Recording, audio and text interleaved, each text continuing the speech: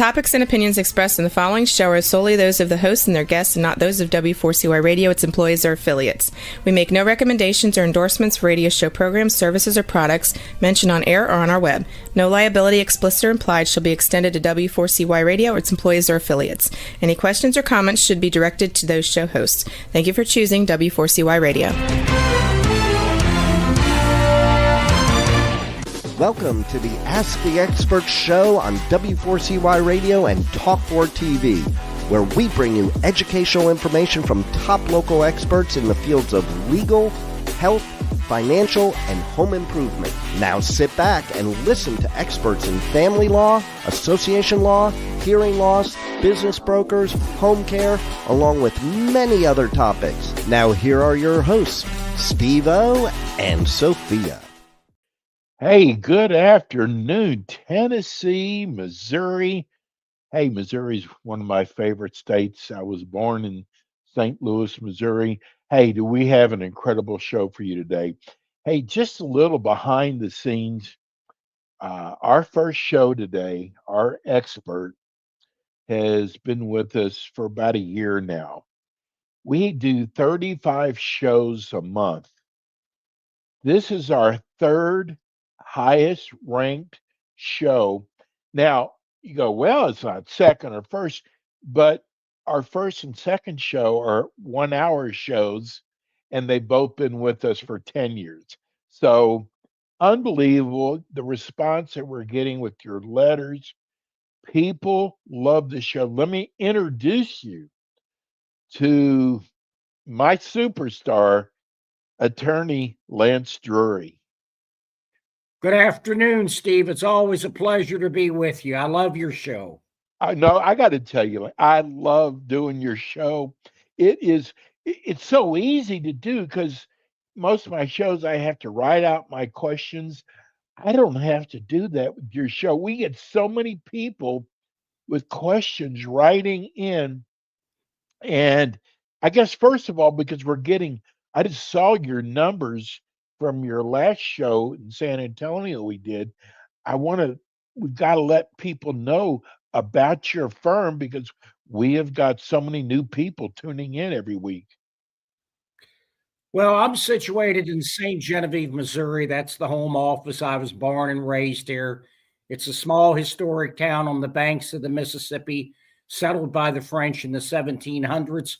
I have an office in St. Louis, Nashville, Tennessee, San Antonio, Texas, and just last month, we're now in Houston, Texas. Houston, Texas. So we keep going, and we want to go beyond to Miami and Los Angeles because my goal is to help as many people as possible, and that's exactly what we're doing.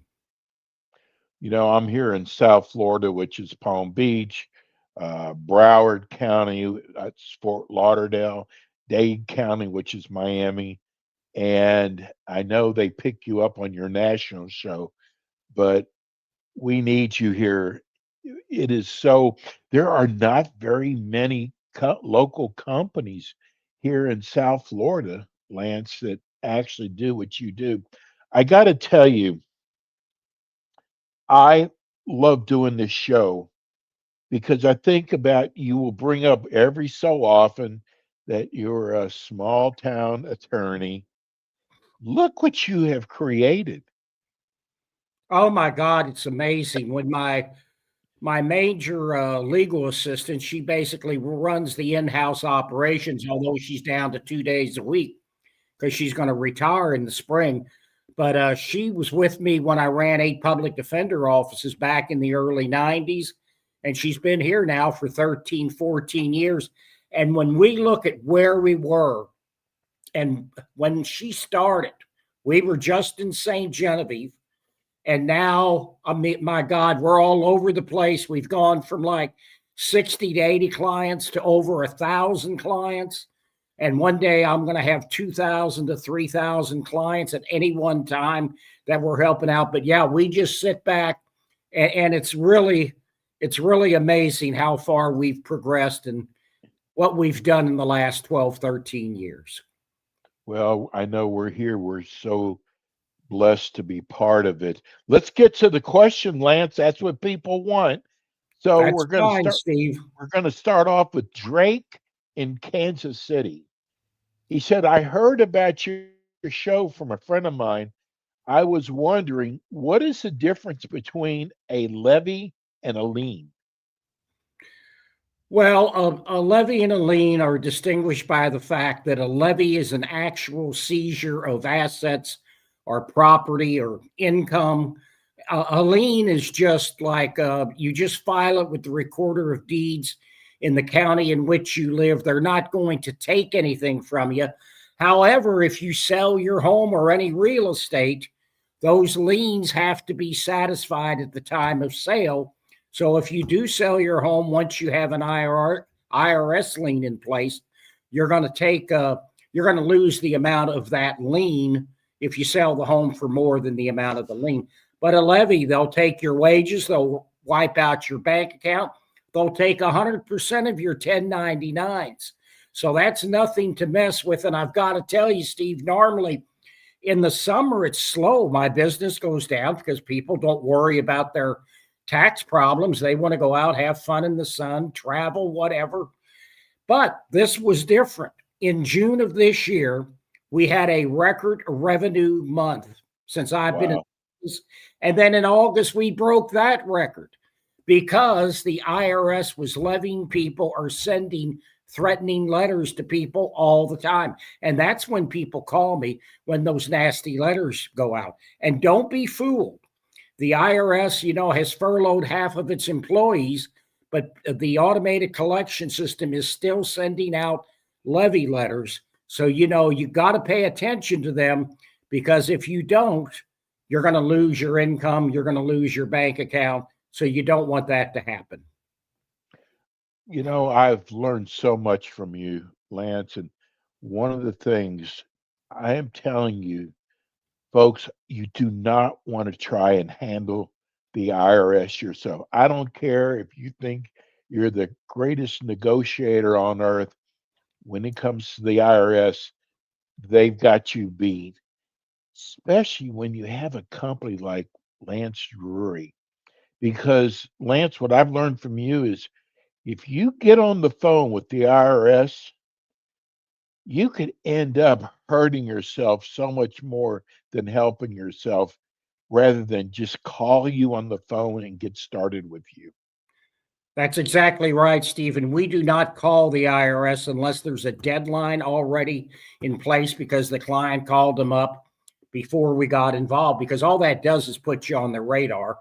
Or we call them up when we're ready to get an agreement done with the IRS. But I've seen so many people just hurt themselves terribly by picking up the phone and calling the IRS thinking that, if I act in good faith, the IRS is going to reciprocate, but it doesn't work that way. And so you have to have legal representation. People think this is easy. But when I was a small town lawyer, I just did 15 hours of continuing legal education a year. Now, myself and all 8 of my other attorneys, we spend a minimum of 50 to 100 hours a year or more just keeping up with this. Next week, we have a 3-day webinar. So we'll have well over 20 hours in just 1 week, keeping up with everything that's going on with the IRS. This is from Sharon in Nashville. Great letter, Sharon. She says, your show is God sent. I will be contacting your firm this week. We've already given her your phone number and your website already. She said, can you help release a bank levy or wage garnishment once it's happened? Yes. Now, the bank levy is only good. They got to hold the funds for 21 days. And it's the date that levy hits the bank. So the thing that you want to do is you can't delay on a bank levy because we've only got 21 days to get it lifted. And we have to show the IRS that it would be a financial hardship on you, which most of the time is not difficult to do, because how are you going to pay the bills if that levy's not lifted? On a wage levy, yes, we can get that lifted too, but here's the main difference between a wage levy and a bank levy. The bank levy is only good for the day it hits. Any money's put in afterwards, they can't touch. But the amount that's in that bank account when they hit it with a levy, that's the amount they can come after. But a wage levy, on the other hand, is continuous. It is continuous until you get that levy lifted.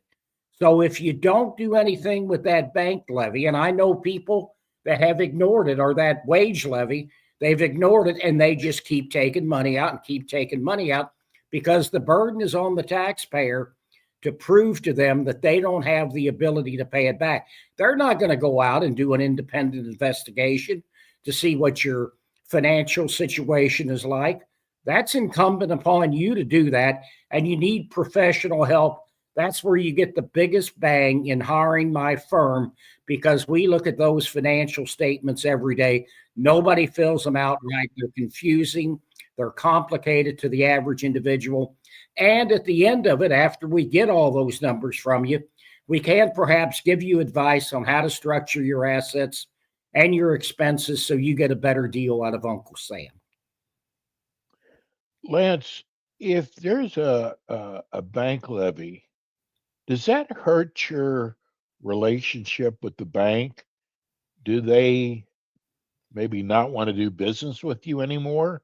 Now, I haven't heard that so much, Steve, but what I have heard is that 1099 individuals, they will go ahead and levy their customers, and a lot of their customers then don't want to do business with you because they don't want to have to deal with the IRS. So Right. The bigger thing that I've seen is if you're a 1099 and you have accounts receivable coming in, some of those companies don't want to go through all that extra paperwork. So it could hurt you there if you're a business person and you're self-employed. Here's Mark in Springfield. We just actually got this one. He said, I saw your promotion about your show. He said, I have to get this in because I'm going to be in my car. Can I go to jail for owing taxes? No, not really. I mean, if there's some fraud involved or something, then potentially there is. So I tell everybody in the initial consult, you can't go to jail for not paying your taxes, but you can go to jail for not filing your tax returns.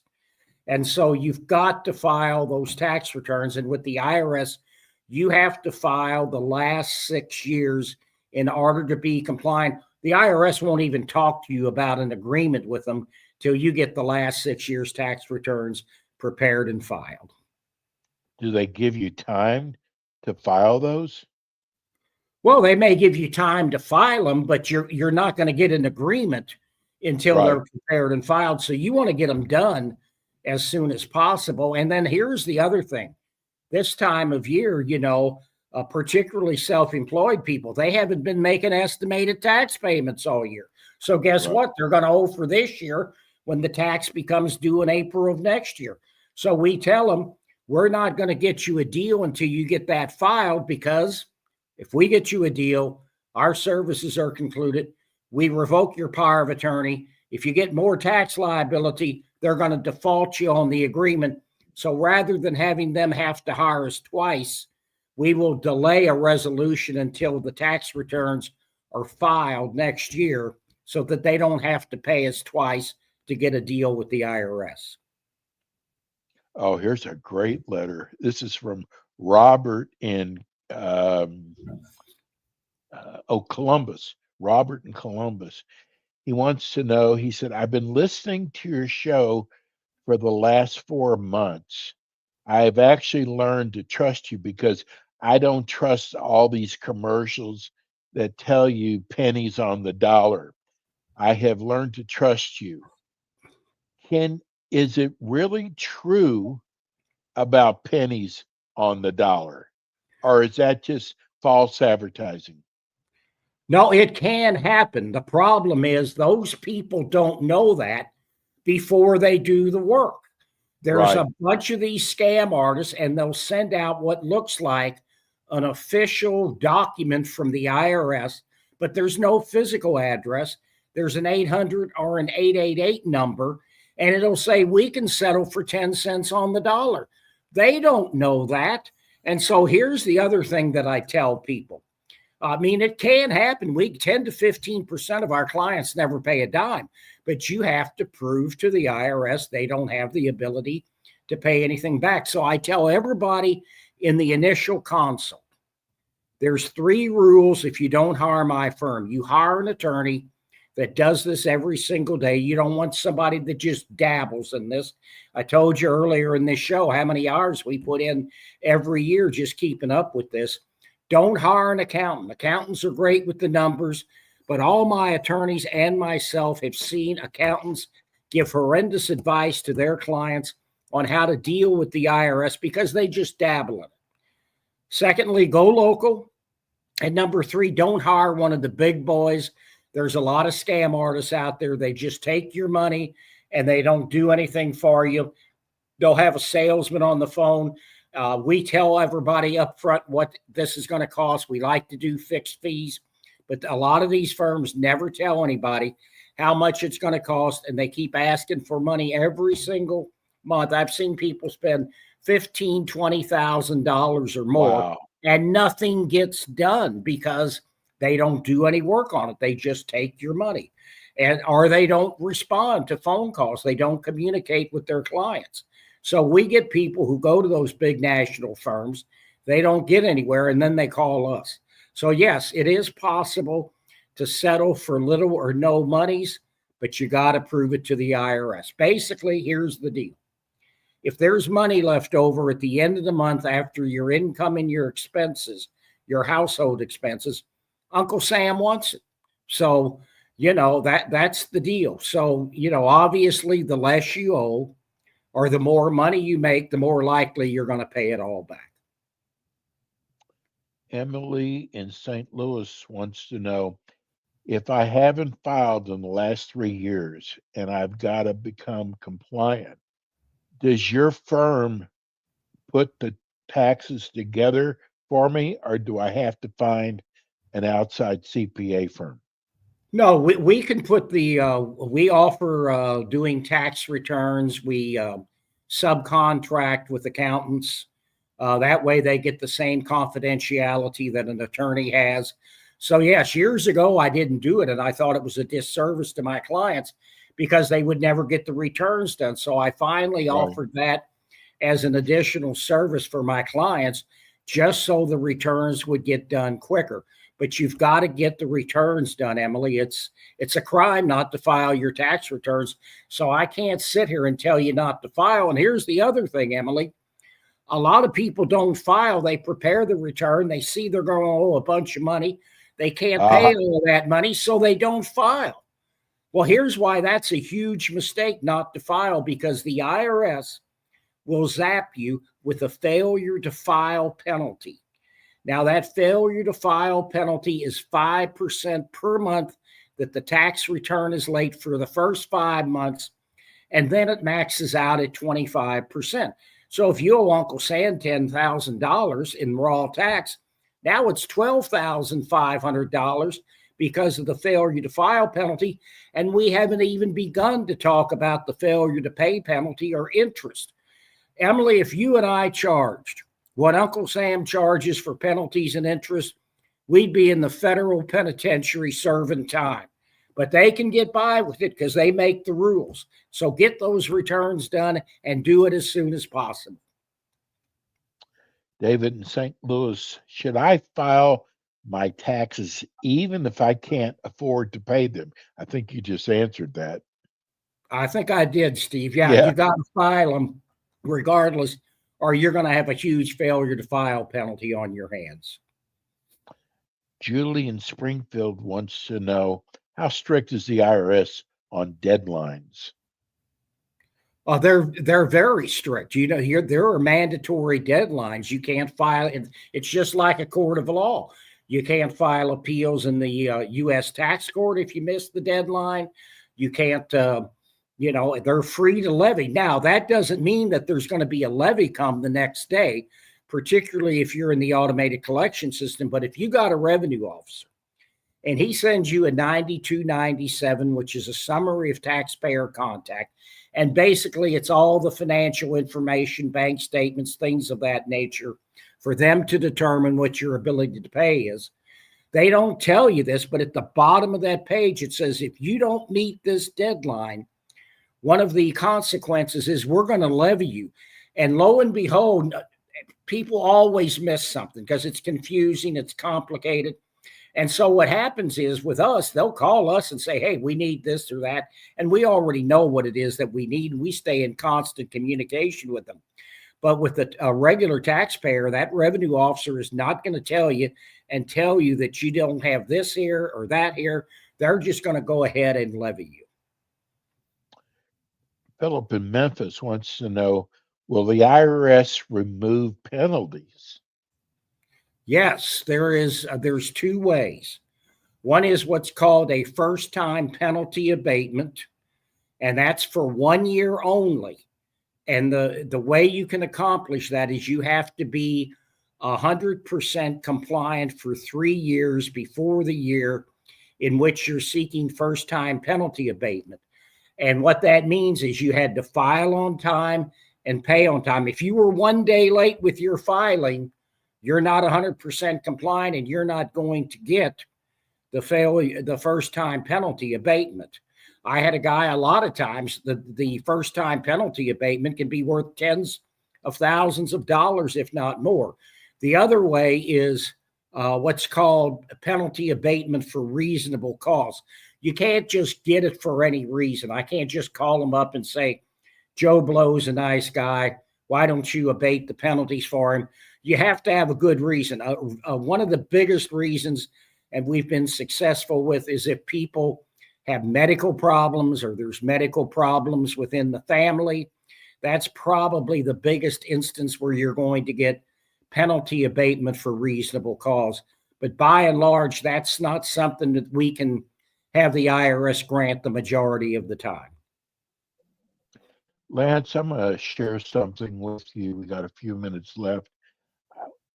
When it comes to owing the IRS, it's got to be the biggest load on a person's back. They lose sleep. It hurts, I'm sure, relationships. It's just, I think that's why this show is so important, because I read these letters that we get, and there are a lot of people out there hurting, and they're afraid to ask somebody because they don't want someone to know they haven't been paying their taxes. That's what's so great about a show like this. Let's tell people how they can reach you. Well, all the numbers are down at the bottom of the show there. So I'm not going to talk about the individual numbers, but you can go to lancedrurylaw.com. There's a lot of great free information there. You'll see all kinds of things about the firm, all the testimonials, the award that I've won, the books I've co-authored, the speeches I've given across the country. And there's just lots of great information there. So go to lancedrurylaw.com. You can find out all the telephone numbers for all the various offices. When you get there, there's even a toll-free number there.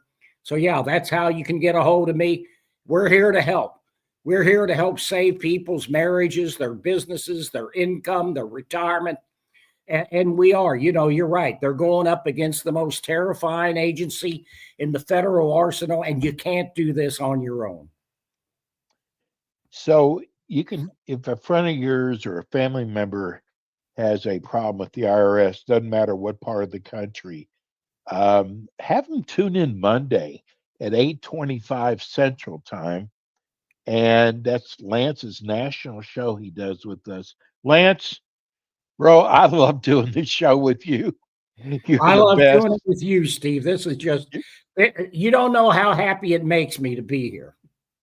You're touching so many people's lives. I mean, our numbers keep going up and going up for your show. Have a wonderful weekend. Stay warm. We'll see you on Monday. Can't wait, Steve. Okay. Hey, that's attorney Lance Drury with the Lance Drury Law Firm. We're going to go to a break. We'll be right back. Thanks for tuning in today to the Ask the Expert show on W4CY Radio and Talk4 TV. Tune in next week and every week to hear more from our experts on personal injury, insurance, air condition repairs, estate planning, Medicare, and many other topics in the areas of legal, health, financial, and home improvement. See you next week.